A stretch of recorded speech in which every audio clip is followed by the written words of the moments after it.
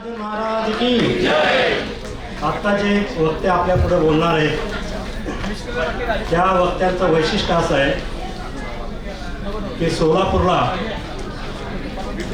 महालक्ष्मी संघाने 4 एकर जागा घेतली होती आणि त्या 4 एकर जागेवरती आता जेव्हा पंतप्रधान योजना आली प्रत्येकाला घर, त्या योजनेअंतर्गत महालक्ष्मी संघाचा संपूर्ण प्रकल्प ज्यांनी राबवला असे हे वक्ते आहेत. त्याच्यामध्ये त्यांनी 287 घरं बांधलेले आहेत जे मध्ये आपले सगळे समाज बांधव राहतात. 2.5 लाख रुपये PM योजनेचे, 2.5 लाख रुपये PM योजनेचे आणि 3.5 लाख रुपये त्यांचे स्वतःचे असं. आणि शिवाय त्या ठिकाणी समाजाचं मंगल कार्यालय आणि शिवाय त्या ठिकाणी तुळजाभवानीचं मंदिर असा 4 बिल्डिंगांचा प्रकल्प आहे. 3.5 स्क्वेअर फुटाचं जर तुम्ही ते घर पाहिलं तर त्याला अतिशय सुंदर असं किचन आहे. त्याच्यानंतर आपला बाथरूम वगैरे सगळं हाय स्कॉल दिलेलं आहे, हाय स्टाईल मारलेलं आहे.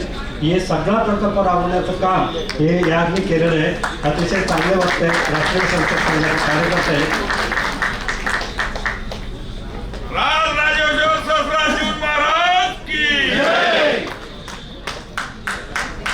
धन्यवाद विलासरावजी.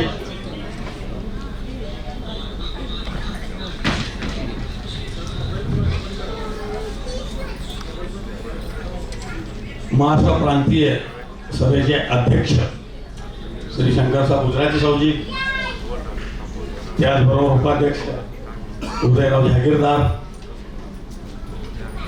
सचिव रमाकांत वाळवेकर, सहसचिव अरविंद सावजी, अतिशय धडाडीचे असे कार्यकर्ते अरविंद कलबुर्गी, खजिनदार केशव क्षत्रिय, त्याचबरोबर प्रांतिकचे सर्व सदस्य, त्याचबरोबर कराड ग्रामसभेचे अध्यक्ष किशोरसाहेब झाड, उपाध्यक्ष कृष्णासाहेब सोळंकी, त्यांचे सर्व सहकारी व महाराष्ट्रभरातून त्याचबरोबर कर्नाटक, आंध्र, गुजरात, राजस्थान या ठिकाणाहून आलेले सर्व समाजाचे प्रतिनिधी, सर्व ग्रामसभांचे प्रमुख आणि उपस्थित माता भगिनींनो, सर्वप्रथम या ठिकाणी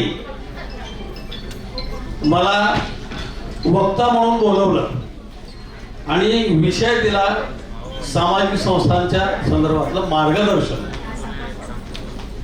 त्याबद्दल संयोजकांचा मी आभार मानतो.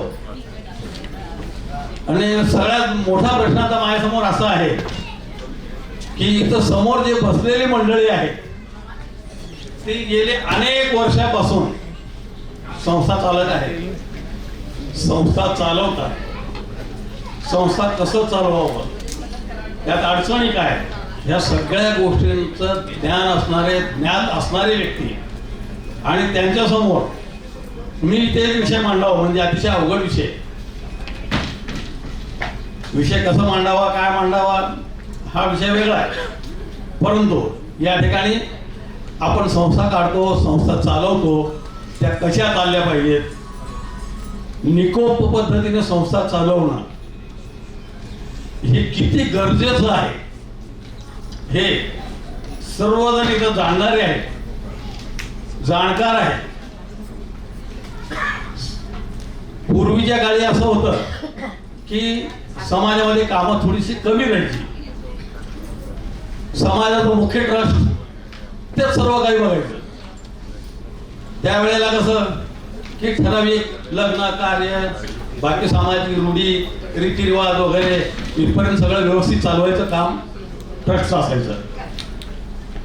हळूहळू यामध्ये थोडेसे बदल होत गेले.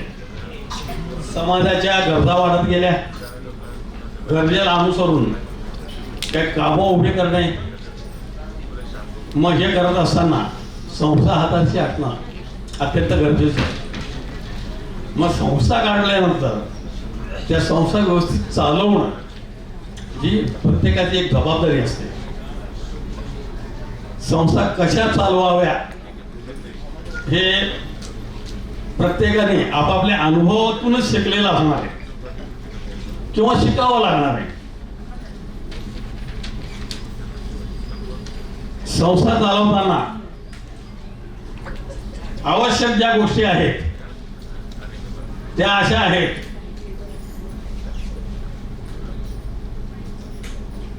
की संस्था काढल्यानंतर कुठल्या उद्देशाने आपण काढतो, काहीतरी एक ध्येय निश्चित समोर असलंच पाहिजे आणि त्याला आपल्याला मूर्त स्वरूप देण्यासाठी म्हणून काय काय केलं पाहिजे. उद्देश अनेक असू शकतात, सामाजिक आहे, शैक्षणिक आहे, आर्थिक आहे, ज्याच्या त्या आवडीप्रमाणे ते विषय निवडले जातात आणि त्यातून संस्था उभ्या राहतात. पहिल्यांदा आपलं उद्दिष्ट नक्की पाहिजे आणि उद्दिष्ट ठरल्यानंतर त्याची अंमलबजावणी आणि ते अंमलबजावणी करण्यासाठी म्हणून आवश्यक अशी माणसं, कारण संस्था चालवताना एक सगळ्यात महत्वाचं आहे की साधारणपणे एका विचाराची माणसं जर सोबत आली तर काम जरा चांगल्यापैकी आणि प्रगती पथावर जाण्यासारखा विषय असतो. उद्दिष्ट पूर्तीच्या दिशेने जाण्यासाठी वेगवेगळ्या समाज घटकांचं या ठिकाणी आपल्याला वापर करून घ्यावा. प्रत्येकामध्ये काय ना काय वैशिष्ट्य असतं, कोणी समोर येतात कोणी येत नाही, पण त्यांच्यामध्ये गुणवत्ता आहे. गुणवत्ता असलेले इच्छुक नसतात, जर इच्छुक असले तरी सुद्धा वाटतं की जाऊ सोडा काय करायचं आपल्याला, करणारे करतात ना. पण प्रत्येक जण करणारे करतात म्हणून जर गप बसलं तर काम कसं होणार आहे. काम तर उभं राहिलंच पाहिजे. त्या दिशेने पुढे जात असताना प्रत्येकाने आपलं एक ध्येय निश्चित केलं पाहिजे की या संस्थेत मी काम करायला चालणार आहे, या संस्थेसाठी म्हणून माझी निवड झालेली आहे, तर मला नेमकं काय केलं पाहिजे. संस्था चालवण्यासाठी म्हणून जे काय आपल्याकडं कौशल्य आहे त्या कौशल्याला आपण वृद्धिंगत केलं पाहिजे, त्याला फुंकर घातलं पाहिजे. बऱ्याच वेळेला असं होतं, संस्था निघतात, थोडासा उत्साह असतो, वर्ष 2 वर्ष 4 वर्ष 5 वर्ष बऱ्यापैकी संस्था चालते. नंतर काय होतं, थोडीशी मरगळ येते. मरगळ आली तर संस्थेच्या प्रगतीला ते बाधक आहे, हे नक्की. त्यासाठी म्हणून परिवर्तन, संस्थेमध्ये परिवर्तन ह्याला खूप मोठं महत्व आहे. वर्षानुवर्ष त्याच ठिकाणी मी तिथंच आहे, तेच काम मी करतो, मीच पद घेऊन बसलोय आणि कोणालाही मी काय वाव देत नाही म्हटल्यानंतर ठीक आहे, ते करताय करू दे, बाकीयांना काय त्यात फासत. म्हणून परिवर्तन हे अत्यंत आवश्यक आहे, कारण परिवर्तन हे सृष्टीचा नियम आहे. झाडावरचं पान पिकतं, पिकल्यानंतर ते गळतं आणि नवीन पान येतं, त्याला म्हणतो आपण पालवी. परिवर्तन म्हणजे पालवी, हे प्रत्येकाने लक्षात ठेवावं आणि सगळं माझ्याच कलाने चालावं असंही धोरण त्या ठिकाणी नसावं. कारण कसं आहे की प्रत्येकाचे वेगवेगळे आयडियाज असतात, प्रत्येकाचा काय ना काही विषय असतो आणि प्रत्येकाला मी काहीतरी करून दाखवलं पाहिजे हे त्याच्या मनामध्ये एक उर्मी असते. आणि हे करत असताना आपण मगाशी म्हटल्याप्रमाणे परिवर्तनाला खूप मोठं महत्व देतो. आणि हे ज्या वेळेला आपण कार्याला उभारतो त्यावेळेला काही गोष्टी वैयक्तिक महत्वाकांक्षा असतात, काही असतात, बऱ्याच गोष्टी अशा असतात की ते सगळ्यांना पटतात असंही नाही, परंतु त्या समाजाच्या हिताच्या आहेत ना हे नक्की तपासलं गेलं पाहिजे. नाहीतर काय होईल की ते काय करतात त्यांच्या कलाने करतात आणि काय इथं आम्हाला काय फारसं वाव नसतंय, ठीक आहे बा, चालू दे, हे नाही चालत. म्हणून समाजाचं काम करत असताना प्रत्येकाला हे संधी दिली पाहिजे, विचारांचा आदान प्रदान झाला पाहिजे. आणि सगळ्यात महत्वाचं म्हणजे ज्याला नेतृत्व करायचंय, नेतृत्व ज्याला करायचंय त्यांनी सगळ्यात पहिलं काम काय करायचं असतं, तर आपलं बोलणं कमी आणि दुसऱ्यांचं ऐकून घेणं.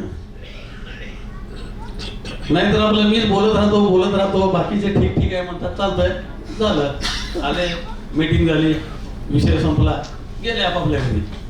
परंतु ऐकून घेतल्यानंतर विचारांचा आदान प्रदान होतो, ह्यावर आपला ठाम विश्वास पाहिजे. आणि ते जर नसेल तर एकंदर जर बघितलं तर कामाला अनेक प्रकारचे मारक असे विषय होतात. बऱ्याच वेळा आपण बघतो वर्षानुवर्षे 30 माणसं एका ठिकाणी असतात आणि त्यामुळं जे काय प्रगती व्हायला पाहिजे ती होत नाही. आता मी टीका करत नाही आहे, पण बोलण्याच्या ओघात आलं म्हणून सांगतो. 1995 साली प्रांतिकचं खूप मोठं ॲडमिशन पुण्याला झालं. साक्षीदार समोर बसलेले आहेत, विलास सावजी आहे, सगळ्यांना माहीत असलेला विषय आहे. खूप दिमागदार असा प्रांतिकचा तो कार्यक्रम झाला, खूप प्रसिद्धी मिळाली, संख्या खूप चांगली होती, कार्यक्रम खूप उत्तम झाला. 1995 आज 2025, 30 वर्ष झाली. 30 वर्षात प्रांतिकचं काय झालं? वास्तविक हा एकदा विषय नसावा, पण तरी सुद्धा ओघाने आता हे आलं म्हणून बोलणं भाग आहे. त्या ठिकाणी योग्य पद्धतीनं निर्णय करणारी माणसं जर असतील तर प्रांतिकमध्ये काहीतरी असं भरीव असं घडलं असतं. त्यावेळेला अनेक कल्पना होत्या. प्रांतिक स्तरावर एक मोठा कोश उभा करावा आणि त्यातून कमकुवत ग्रामसभांना मदत करावी, असा सुद्धा विषय होता. परंतु योग्य नेतृत्व नसल्यामुळं हा विषय पूर्णपणे बाजूलाच राहिला. त्यामुळे ते काही विषय होऊ शकलं नाही. समाजाच्या गरजा काय आहेत हे आपण पहिल्यांदा बघितलं पाहिजे. मग अनेक विषय असू शकतात. आता एक आर्थिक विषय, समाजामध्ये अनेक प्रकारच्या अडीअडचणी असतात आणि आर्थिक मदत लोकांना हवी असते. आजकाल बँका वगैरे खूप मोठ्या प्रमाणात पुढे येत आहेत, पण एक काळ असा होता की समाजामध्ये आर्थिक धोरण ज्याला आपण म्हणतो ते खूप कमी होतं. पण त्या काळामध्ये आज 45-47 वर्ष झाले सर्वसाधारण नागरी सहकारी पतसंस्था म्हणून संस्था सुरू झाली. अगदी अल्पशा अशा 51,000च्या भाग भांडवलावर ही संस्था उभी राहिली आणि आज महाराष्ट्रामध्ये आपल्या समाजामधला 1 नंबर किंवा सोलापूरमध्ये सुद्धा नाव घेण्यासारखी एक आर्थिक संस्था त्या ठिकाणी सहसा नागरी पतसंस्था म्हणून आपण ती उभी केली.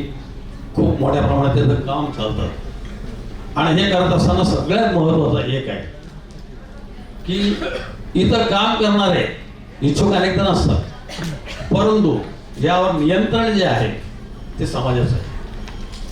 समाजाने जे ठरवेल, समाज ज्यांना निवडेल, जे योग्य वाटतात त्यांनाच त्या ठिकाणी प्रतिनिधित्व मिळतं आणि ते समाजाला आन्सरेबल असतात. असं आपण कुठंतरी आन्सरेबल असलो पाहिजे असा एक प्रभाव जर असेल तर संस्था निश्चितच प्रगतीपथावर येते. एक अपवाद म्हणून एकदा निवडणूक लागली नाही, आतापर्यंत बिनविरोधच झालेला आहे आणि हे असंच राहिलं पाहिजे. मग समाजाच्या ट्रस्टीची निवड असो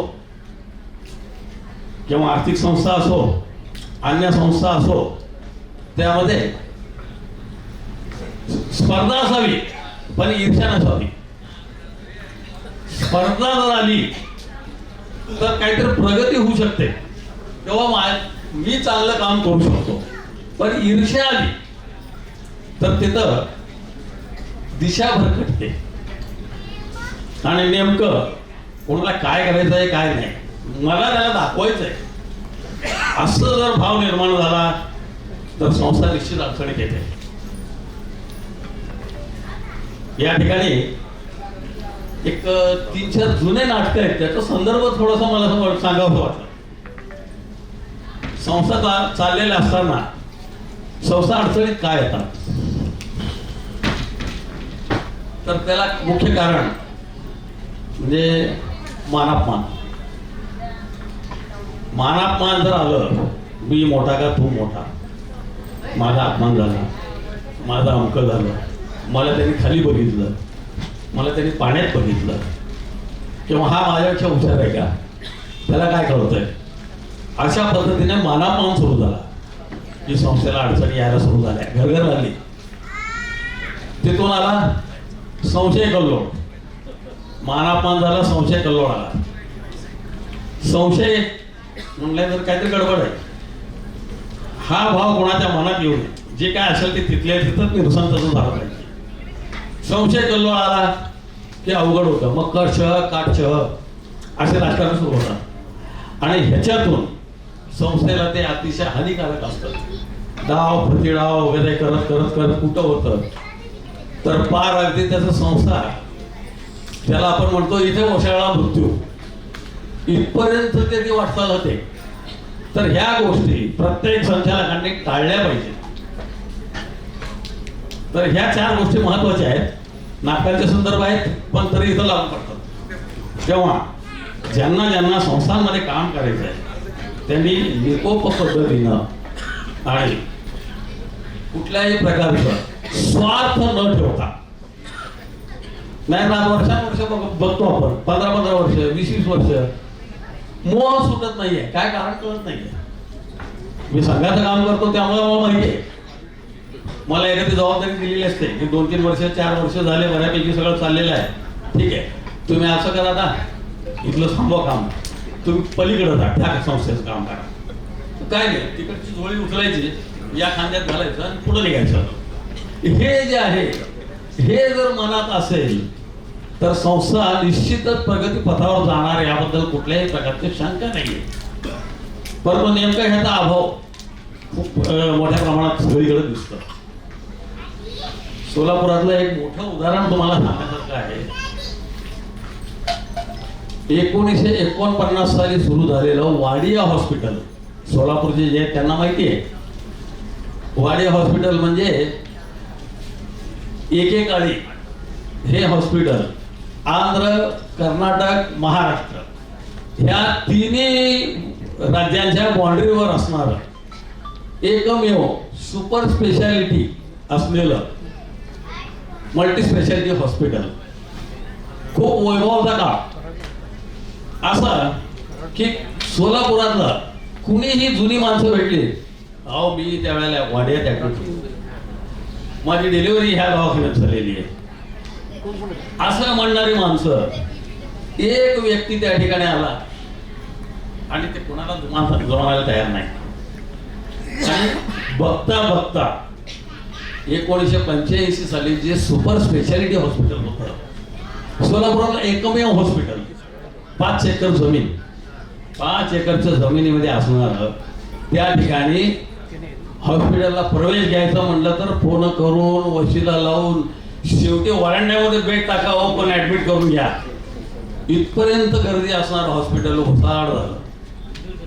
एकच व्यक्ती अतिशय उर्मट, काय वाटेल ते होते, संस्था मिळवते मातीत होते, पण मी माझी खुर्ची सोडणार नाही अशा त्या संस्थेची वाताहत झाली.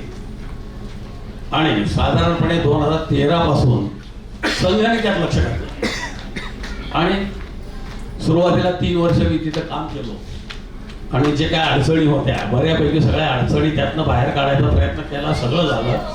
आज हॉस्पिटल मे महिन्यामध्ये चांगल्या दिमागदार पद्धतीने सुरू होते. 100 बेडचं हॉस्पिटल सुरू होणार आहे. आणि मगाशी म्हणल्याप्रमाणे माझी गरज जिथपर्यंत होती तिथपर्यंत मी तिथं काम केलो आणि त्याला नाही आता तुम्ही नाही तिकडे जावा, तुम्ही शिवस्मारकचं काम बघा, ठीक आहे. मगाशी म्हटलं ना, इकडची झोळी उचलली तिकडची झोळी घेतली.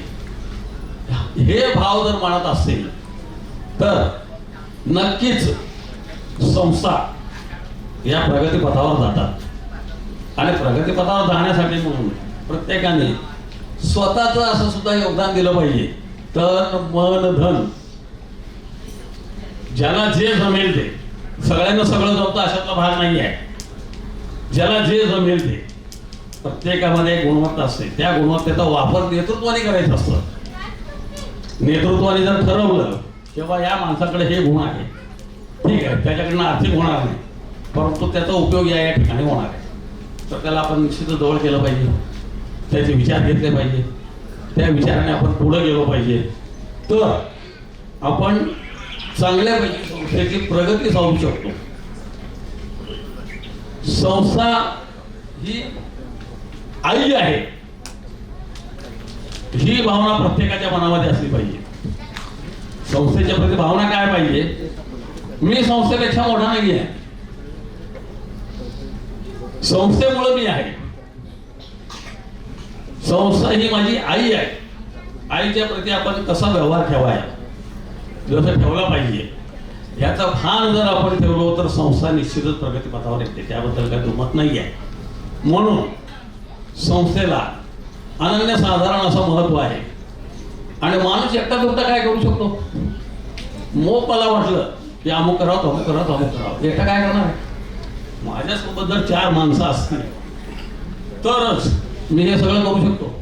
अन्यथा एकला चलो रे कामं होत नाहीत. आताशी विलासरावजींनी या ठिकाणी उल्लेख केला की गृहनिर्माण प्रकल्प, हे गृहनिर्माण प्रकल्प 20 वर्षापूर्वी जागा घेऊन ठेवली. आता जागा घेतल्यानंतर प्रत्येकाला वाटतं की जादूची कांडी आहे, असा हात फिरवलं की लगेच बंगले तयार झाले, असं केलं की सोसायटी तयार झाली. असं नसतं. अनेक प्रकारच्या चाचपण्या करत करत करत करत शेवटी येऊन थांबलो प्रधानमंत्री आवास योजनेकडे. प्रधानमंत्री आवास योजना ज्या वेळेला प्रत्यक्षात उतरली देशामध्ये, त्यावेळेला अत्यल्प दरामध्ये जे स्वतःचे घर नाहीये, एका कुटुंबाला एकच घर, मला 2 घरं मिळणार नाही. जर मी अल्प उत्पन्न गटाचा असेल तरच मला घर मिळणार नाही. आता जे आम्ही योजना राबवतोय ते कोणासाठी? तर समाजासाठी, आमच्यासाठी नाही. आम्हाला कोणालाही घर मिळत नाही. हे आमचं म्हणजे महालक्ष्मी संघात आणखीन एक वैशिष्ट्य तुम्हाला सांगतो. 1980 साली आम्ही सामुदायिक विवाह केले. त्यावेळेला 31 विवाह झाले होते. तर ते 31 विवाह होताना आमच्यापैकी सर्वच्या सर्व जण अविवाहित होते. आणि सामुदायिक विवाहाचा विडा उचलला आणि यशस्वीरित्या आम्ही ते पार पाडलो. अशी भव्य दिमागदार असं सामुदायिक विवाह सोहळा आम्ही त्यावेळेला पार पाडला होता. असे समाजोपयोगी अनेक कामं करताना ध्येय एकच, काय करायचं या वर्षीचं हे उद्दिष्ट. तसं एक दवाखाना चालवतो आपण समाजाच्या वतीनं. समाजाचं काय म्हणजे त्यामध्ये हेतू काय? की गोरगरीब लोकांना अत्यल्प दरामध्ये औषधं द्यावी.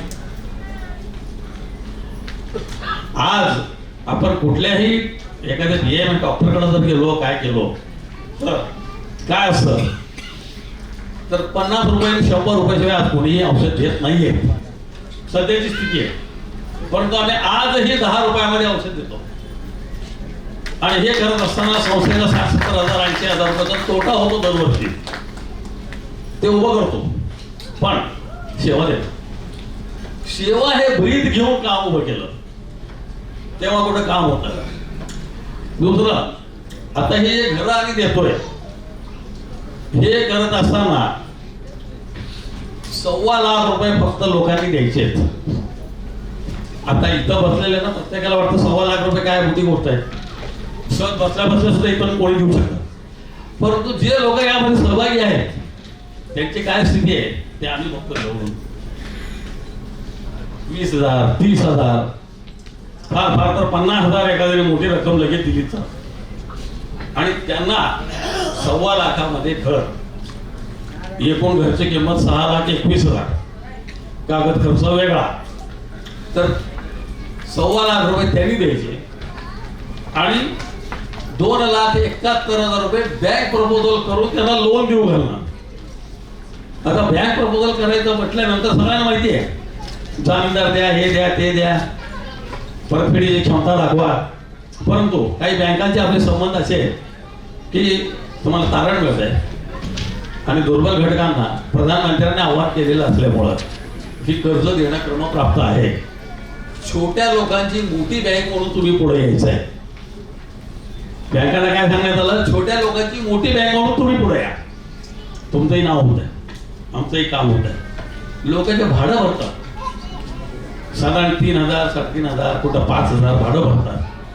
त्याच्यापेक्षा कमी मध्ये 3,000 मध्ये आम्ही त्यांना हप्ता भरून घेतो आणि हे कर्ज देतो. हे सगळं करत असताना अनेक प्रकारची टीका पण झाल्या. कधी करणार आहे, नुसतं चाललंय, दरवर्षी नुसतं जाहीर करतात, काम काय होत नाही. सगळ्या टीका सहन करण्याची ताकद ठेवली, ऐकून घ्यावं लागलं लोकांचं. ह्याच्या हातनं होत नाही इथपर्यंत सुद्धा टीका झाल्या. असो, या गोष्टीला कधीही विचलित झालो नाही. काम आपल्याला करायचं हे नक्की आहे.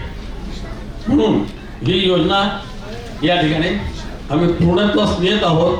9 बिल्डिंग एकूण तयार झाले. एका बिल्डिंग मध्ये 32 घरं आणि त्या 32 घरांमधनं असे 9 बिल्डिंग, तर जवळपास काम पूर्णत्वास आलेलं आहे. आणि ह्या सगळ्या घरांचं चाव्या प्रदान करण्याच्या कार्यक्रमास आम्ही प्रयत्न करतोय. मुख्यमंत्री यावेत, देवेंद्रजी फडणवीस चाव्या देण्यासाठी म्हणून या आपल्या घरकुलाला येऊन सर्वांना चाव्या प्रदान कराव्यात अशी आमची मानस आहे. त्या दृष्टीने प्रयत्न चालू आहेत. लवकरात लवकर तारीख ठरेल आणि विषय आम्ही पूर्णत्वास नेतोय. आणि सगळ्यात महत्वाचं, अनेक प्रकारच्या टीका टिप्पणी सगळं ऐकून घेतलं. मी सुरुवातीलाच काय म्हटलं की सार्वजनिक काम करताना ऐकून घ्यायची सवय पाहिजे. ऐकून घ्यायची सवय नसेल तर कामं होणारच नाही. या ठिकाणी एक छोटीशी गोष्ट आठवली. एका राजाच्या दरबारामध्ये एक मूर्तिकार एकसारख्या अशा 3 मूर्ती बनवून घेऊन आला. एकसारखे, कुठंच काही फरक नाही, नाक, डोळा, कान, उंची कशात काही फरक नाही. म्हटलं ह्या सगळ्यात सरस मूर्ती कुठली? विषय आवड आहे. कसं ओळखायचं, कसं दिसायला तर सगळे सारखेच आहेत, रंग रूप कशातच काय बदल नाहीये. पण सरस आणि निरस कसं ठरवायचं, अनेक प्रयत्न करून पाहिले, कोणाला काय उत्तर सापडेना. त्यात एक अतिशय हुशार असे विद्वान ग्रस्त होते. त्यांनी आले, तिन्ही मूर्तींकडे कटाक्ष टाकला आणि एक तार घेतली आणि तार घेऊन एका मूर्तीच्या कानात त्यांनी घातलं. ते या कानातून आलं, त्या कानातून बाहेर पडलं. दुसरी मूर्ती, त्याच्या कानात तार घातला तर ते कानातून गेला, तोंडातून बाहेर आलं. आणि तिसरी मूर्ती, जे तार त्यांनी त्या मूर्तीच्या कानात घातलं ते सरळ त्याच्या पोटात दिलं. म्हटलं ही मूर्ती सगळ्यात सरस आहे. का? ऐकून घेऊन पोटात साठवणं आणि त्याच्यावर मनन करणं हे जे आहे. पहिली मूर्ती काय, या कानात ऐकलं, त्या कानात सोडून दिलं, कशाचं काय गांभीर्य नाही आहे, ऐकलं आणि दिलं सोडून. दुसरं, कानात घातलं की तोंडात बाहेर आलं, तोंडात शब्दच राहत नाही. इथं ऐकल्याबरोबर लगेच बाहेर जाऊन कोणाला बोलू नका, फक्त तुम्हाला बोलून सांग, हे तर अजिबात कामाचं नाहीये. तर कसं असावं, तर आलेला आत्मसात करावं, पोटात घ्यावं, अशा पद्धतीनं विचार करणारी माणसं यशस्वी होतात. सार्वजनिक कामामध्ये यशाची गुरुकिल्ली कुठं आहे, तर इथं आहे. तर प्रत्येकाने या पद्धतीने विचार करावा. संयम ठेवणं अत्यंत गरजेचं आहे. सगळ्यांचं ऐकून घेणं महत्वाचं आहे. ऐकून घेऊन त्याच्यावर कृती करणं हे तितकंच महत्वाचं आहे. माझी मतं मी कुणाला लादणार नाही. मी माझ्या मताशी जरी ठाम असलो तरी ते पटवण्याची एक कला आहे. औषध कडू असं माहिती आहे, परंतु काही औषध कडू लागू नये म्हणून त्याला शुगर कोटिंग केलं जातं. मग काय काय वेळेला शुगर कोटिंगचा वापर आपल्याला करावा लागतो. माझं म्हणणं ठाम आहे, पण कसं पटवायचं, त्याला कडूही लागलं नाही पाहिजे, गुण तर आला पाहिजे. असं हे जे काय कला आहे सार्वजनिक जीवनामध्ये, ही कला आपण आत्मसात केली पाहिजे. Sugar coating. आता काही लोक म्हणतात हे काय गोडबोले, असू द्या, चालेल, ते ऐकून घ्यायचं. पण मला जे माझं हेतू साध्य करायचा आहे, निश्चित साध्य करायचं आहे, तर हे करणं गरजेचं आहे. तेव्हा आता माझ्या नंतर तसं अजून बोलणारे बरेच लोक आहेत. या ठिकाणी संस्था चालवत असताना बऱ्याच अडचणी येत असतात. सगळ्यात महत्वाचं कायदेशीर चौकटीत बसून आपल्याला काम करायचं आहे. त्यासंबंधी आपल्याला मार्गदर्शन करण्यासाठी एवढं गुजरात येत आहे. आणि सर्वात शेवटी आपल्याला एकूणच हे जे काय सगळं आपण आयोजन केलेलं आहे, या पाठीमागचे शिल्पकार माझे मित्र विलास कटारे, त्यांची कल्पना आता नाही, अनेक वर्षापासून मी बघतो की वेगवेगळ्या पद्धतीने असं सगळं एकत्रीकरण करण्याचा त्यांचा खूपच एक आवडीचा विषय. मागे एकदा मला आठवतं, बाळासाहेब समोर बसलेले, पुण्याला एकदा अशीच परिषद घ्यायचा म्हणून विषय झाला होता, परंतु काही कारणामुळे ते राहून गेलं. त्यावेळेला मी होतो, कोल्हापुरी सर होते, गुलाबसाहेब पाटण होते. याच्या आधी पुण्याला एका आर्थिक परिषद म्हणून आपल्या सगळ्या समाजाच्या संस्थांचं एकत्रीकरण केलं होतं. असं सतत प्रयोगशील असणारे विलासरावजी हे आपले खरे मार्गदर्शक आहेत. त्यांना एक समाजाबद्दल तळमळ आहे. बरं, एवढं सगळं करून कुठं आहे तर स्वतःचं नाव नाही का, तर समाजाचं काम झालं पाहिजे यासाठी म्हणून ते सतत प्रयत्नशील असतात, कार्यरत असतात. त्यांनाही आपल्याला ऐकायचं आहे. त्यामुळं मी आपलं जास्त वेळ काही इथं घेत नाही. मला या ठिकाणी बोलण्याची संधी दिल्याबद्दल संयोजकांचा पुन्हा एकदा आभार, सर्वांचा आभार, धन्यवाद. जय हिंद, जय भारत, जय शासनाला. धन्यवाद सावजी. संस्था चालवणे या संदर्भात आपण खूप छान प्रकारे मार्गदर्शन केलेले आहे. प्रत्येकाची जबाबदारी कशी असते हे तुम्ही सांगितलेले आहे. परिवर्तन करणे सुद्धा आजकाल खूप गरजेचं आहे. विचारांचे आदान प्रदान पण झाले पाहिजे. या संदर्भात आपण खूप छान प्रकारे आपल्याला मार्गदर्शन केलेले आहे.